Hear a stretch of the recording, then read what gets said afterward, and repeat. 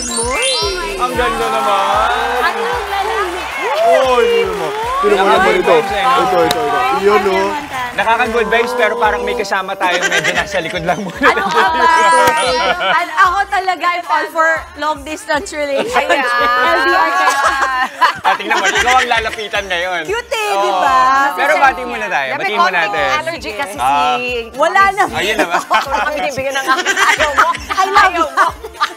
Okay, bati mo na tayo. Go! Good morning, mga kapatid!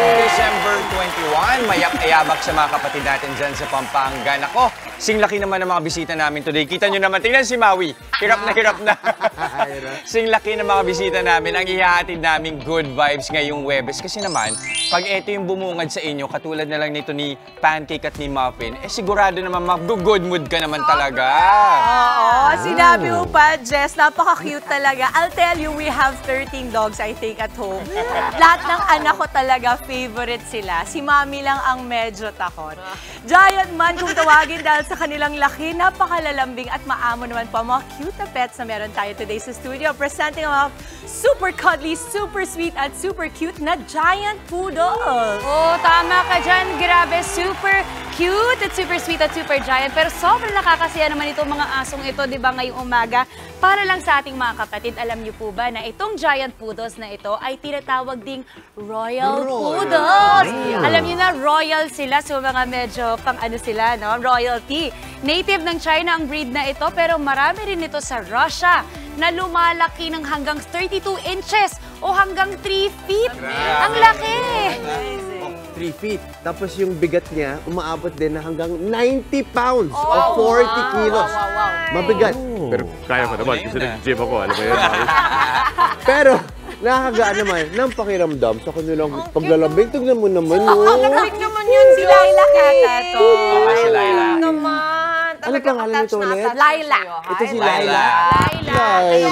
Lilac. Pag binili mo, lilac with a Q na. Lilac Quirino. Lilac Quirino. Galing mo doon. Galing mo doon. Galing. Si Muffin, ito yung Mami. Hello, say Cute. hi, Mami. Kaya pala, Pero naka-diaper. Kaya pala very madam eh. Oo nga, tinan mo, meron pang ribbons. Ayan, ang cute, diba? Ito talaga, actually, swak na swak ito para sa mga bagets kasi super friendly talaga nito. Nakakatawa itong mga aso to. Sanay tayo dun sa mga toy poodle. Mas marami tayo nakita. Pero sila, akala nila ganun sila kaliit. Diba? Sobra silang playful. Pero talaga nakaka-good. Para silang mga walking carpet. Diba? Walking rug. Ayan. O, game! Para matutunan pa natin all about these royal poodles, tawagin natin ang kanilang mga mommy at daddy. Nandito si Harriet Kirby and Neil Aldrich Chung ng La Bonita Kennel. Hi! Kayo. Hindi na nila napigilan. At saka di ba yung dito? Hello kayo. Enjoy. Relax kayo dyan. Relax lang kayo dyan. O yung cute, kilala nila yung mommy at daddy. Okay, wait. Neil and Harriet, kwentuhan nyo naman kami tungkol sa kanila. So at home we have sila, and then we still have one more na giant poodle and a pug. And then a mini poodle. A pug? Yes. Parang naligaw. Bakit may pug? Siya talaga yung unang baby ko. What's the name? Bonbon. Bonbon. Pero bakit nyo naisipan, kung nauna yung pug talaga, bakit nyo naisipan out of nowhere na magkaroon ng poodle? I mentioned sa husband ko na I wanted a big dog. Kasi since... Sana maliit si Pug. Oo, since bata ako, sobrang pet lover kasi yung family namin. And then we always have small dogs. Sabi ko, gusto ko ng malaking aso. Ay, malaki talaga.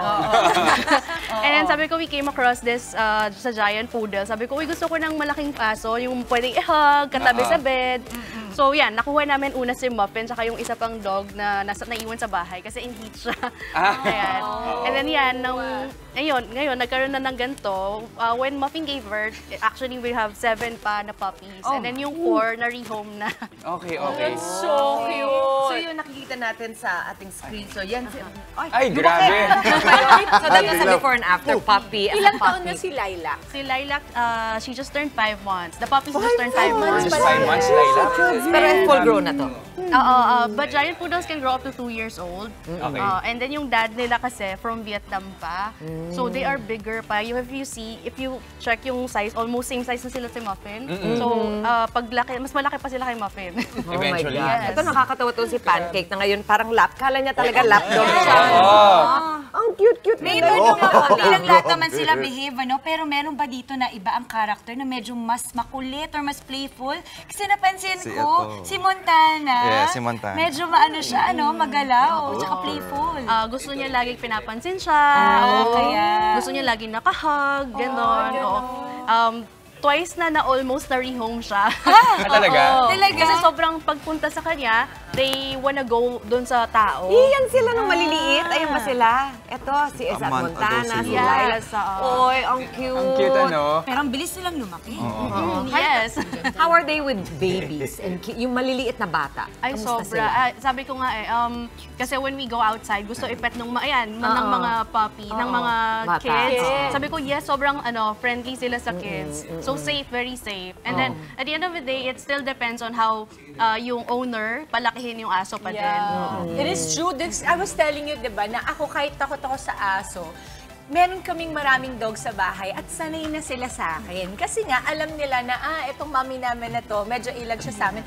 So, alam mo, pag gagalaw ako, magsa-stop din sila. Alam mo yun, pag dadaan ako, stop din sila. Tapos pag gaganyanin ko sila, relax din sila. Pero pagdating sa mga anak ko, malikot sila. So, I think alam nila how to adapt. Yes. Pero how are they also with other pets? Kasi meron din kayo ibang breeds ng aso. Okay naman sila. Yes, okay naman. Actually, we've been getting a lot of inquiries na how are they if with American Bulldog or Golden Retriever. Sobrang okay. They can go along nang walang problema. How about corgis? Yes, Kasi we have a oo. corgi. Okay din? Pero mahirap bang i-maintain? Kasi grabe yung fur nila, oh. Anong klaseng care ang kailangan nito? We go to professional groomer talaga twice a month. And then every day kailangan suklayin kasi hindi sila pwede mag-mat. Kapag nag-mat sila, magbubuhol, magsusugat. So, Tsaka masakit yun sa kanila. Yes. Oh my God, super Stressful for them. Tsaka pag ginawakan, grabe yung texture. Daddy, kwentuhan mo kami nung paano ang papakain sa kanila. Parang doble yata ang dog food na kailangan. Pagkain, siguro. For this one, kasi pag adult, twice a day lang. Okay. For the puppies naman, 3 times a day. Tapos yung regular, yung kibbles lang, ganun din. We mix it with kibbles, we mix it with giniling, pork liver, Hindi sila mapili. vegetables, carrots, sayote, gano'n. So parang mas madami yung pinapakain mo sa mga growing kesa doon kay mami. Yes. Ito, kanina, pag-usapan natin yung grooming. O, Paano umupo ba na siya, halimbawa? nakita ninyo. Ayan na, na-ready na siya. Ang cute naman ni Muffy. So, paano ba normal na? Baka mamaya matanggal ko na. Hindi. Not normal. Normal lang. Okay. Cute si Muffy. Tapos yan, sanay silang sinusuklay. Talaga? Mas gusto Malamig nila. din kasi. And ito, we have video na yung pag wino-walk nyo sila, nasama-sama. I'm sure lagi kayong parang Parang Parang ate, parang mas sila yung winowalk. Winowalk nila kayo. Paano kayo? Kasi parang sila yung Totoo yan. nauna eh. Pero sobrang sanay sila sa tao, no? Napansin ko. Yun din, I always say kapag may mga nag-inquire na these puppies, you have to socialize them. Yeah. Hindi lang yung giant poodles, even yung mga Aspin, other dogs actually. If you socialize them ng tama, walang magiging problema with other people or with other dogs. Paano yung tamang pag-socialize? Ano yung mga just a few tips na pwede natin matandaan for the new mga bagong dog owners?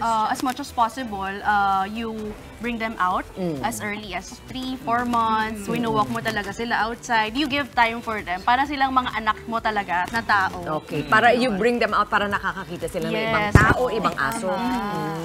Doon naman sa mga halimbawa din sa ibang tao naman, pag nakita yung inyong mga poodle, meron ba silang dapat tandaan when interacting?